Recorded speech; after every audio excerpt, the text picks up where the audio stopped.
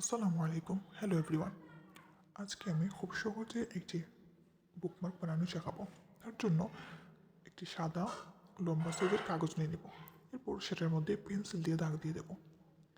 তারপর আমরা সেই দাগ অনুযায়ী দুটো কালার দিয়ে দেবো। এখানে দুটো কালার দিলে দেখতে একটু বেশি সুন্দর লাগবে। কালার করা হয়ে গেলে তখন আমরা তার মধ্যে ইচ্ছে অনুযায়ী নিজেদের পছন্দ মতো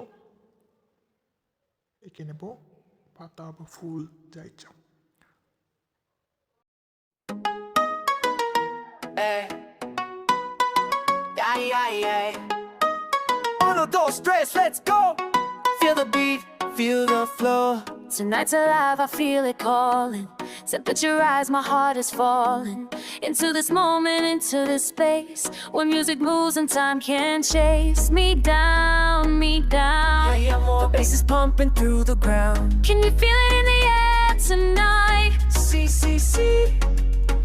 Everything's gonna be alright. Dale, dale.